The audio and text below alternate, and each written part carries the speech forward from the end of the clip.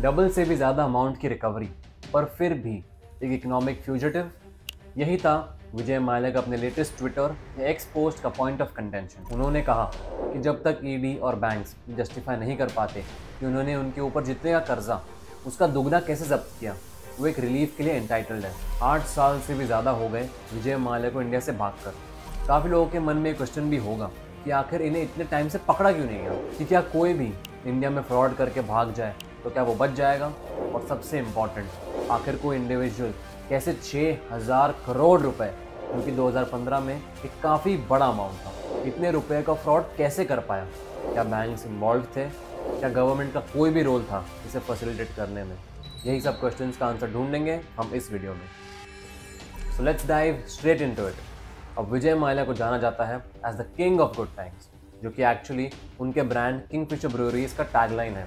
और विजय माल्या फेमस भी है as the owner of Kingfisher. Kingfisher Breweries एक ग्लोबली रिकग्नाइज्ड ऑर्गेनाइजेशन जो स्पेशलाइज करती बियर प्रोडक्शन और सेल्स में।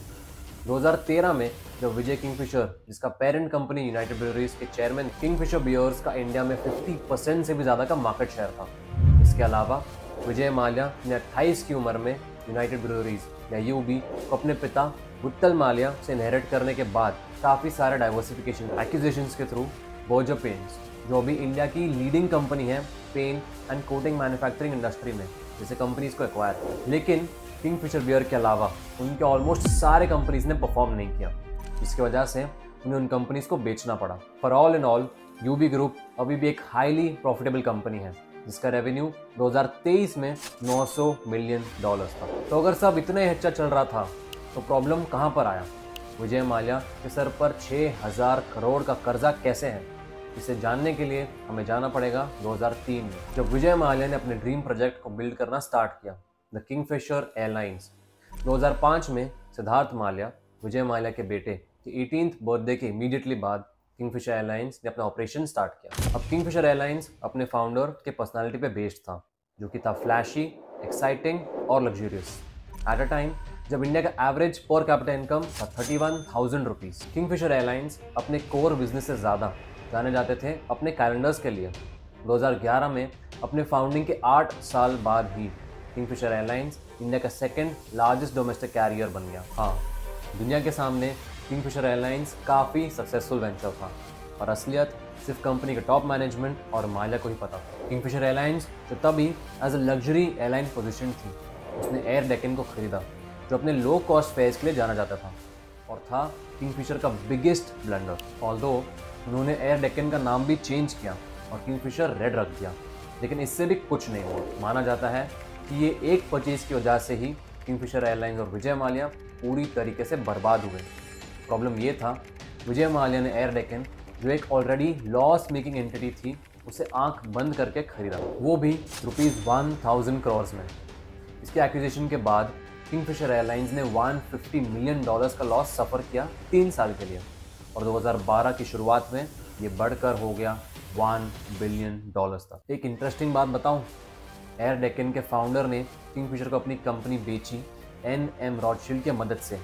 हाँ, वही रॉथशील्ड फैमिली जिसके बारे में हमने एक फुल वीडियो बनाया है। और इन्हीं रॉथशील्ड्स ने विजय माल्या के लंदन मैंशन लेडी वॉक, जहाँ वो इंडिया से फरार होने के बाद रहने लगे, इसे फंड किया। 2011 जिस साल किंगफिशर एयरलाइंस इंडिया का सेकेंड लार्जेस्ट एयरलाइंस बन गया, वही साल उन्होंने लॉसेस रिपोर्ट करना शुरू कर दिया, और इसी वक्त ये सामने आ गया कि किंगफिशर एयरलाइंस शुरुआत से ही लॉस में थी, और अभी ये सिर्फ सामने आया था। 2005 जिस साल किंगफिशर ने एयरलाइंस ऑपरेशन शुरू किए, तभी नेट लॉस था 340 करोड़। 2007 वो साल जब किंगफिशर एयरलाइंस ने low cost carrier air Deccan को अक्वायर किया। उस साल से जस्ट पहले FY 2006-2007 का नेट लॉस था 577 करोड़, और एक्विजिशन के इमीडिएटली बाद के साल, जो कि था FY 2007-2008 में, वो बन गया 1188 करोड़।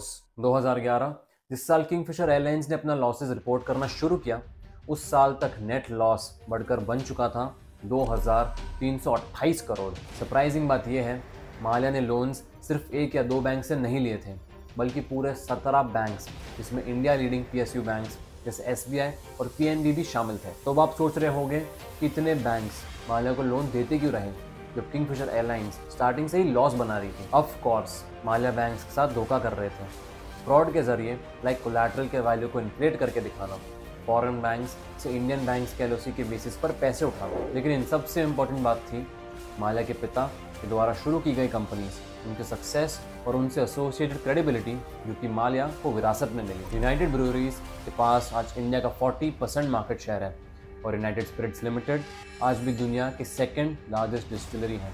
और माल्या को 2012 में इन दोनों कंपनीज का कंट्रोलिंग स्टेक गिव अप करना पड़ा। फास्ट फॉरवर्ड टू 2016, माल्या के अगेंस्ट $1.1 बिलियन के लोन डिफॉल्ट का चार्ज लगा और यही साल माल्या इंडिया छोड़कर भाग गए। बट अभी भी एक्स्ट्राडिशन का खतरा उनके सर पर मंडरा रहा है, क्योंकि 1993 में और 2016 में यूके ने इंडिया में राइड्स करके भागने वाले 2 फ्यूजिटिव्स को एक्स्ट्राडाइट किया है। तो देयर स्टिल अ पॉसिबिलिटी कि यूके माल्या को भी एक्स्ट्राडाइट कर दे। लेकिन अभी हाल ही में इंडिया की फाइनेंस मिनिस्टर निर्मला सीतारमन ने पार्लियामेंट में कहा कि माल्याज एनफोर्समेंट डायरेक्टर ने 22,280 crore worth of properties restore किया है। 14,131.6 crores only from Vijay Mallya। 1 second, but Mallya पर तो जस्ट ओवर 6,000 करोड़ का डिफॉल्ट का इल्जाम था ना, और इंटरेस्ट सब मिलाकर डेफिनेटली 10,000 करोड़ से ऊपर भी नहीं जाएगा। फिर 14,000 करोड़ अटैच करने का क्या जस्टिफिकेशन है? एग्जैक्टली यही क्वेश्चन विजय माल्या ने अपने लेटेस्ट ट्वीट में रेज किया है। एंड सिंस ये न्यूज़ अभी बाहर आ चुका, it is possible that Vijay Mallya को सम सॉर्ट ऑफ रिलीफ मिले, और अगर नहीं, I think we'll have to wait for the further developments in this case. Vijay Mallya का पहला गलती था एयरलाइन सर्विसेज शुरू करने का, वो भी एक luxury airline service in a very backward country, और दूसरा था आंख बंद करके एक लॉस मेकिंग एंटिटी को अक्वायर करना, of course on much smaller scale, जैसे 1 लाख एक रैंडम कंपनी में लगा देना जस्ट बिकॉज किसी ने कहा renewable energy will boom next year, और सारे पैसे गवा देना। इंडस्ट्री एनालिसिस और कंपनी को समझना is more important than you might be thinking, क्योंकि ये दोनों का ना करना की वजह से किंग ऑफ गुड टाइम्स का बैड टाइम चालू हुआ। लेकिन तुम्हें ये सब करने की कोई ज़रूरत नहीं, क्योंकि ट्रैक अब तुम्हारे लिए करके देगा। All you have to do is download, sign up and start. So that was it for today, guys. Until next time.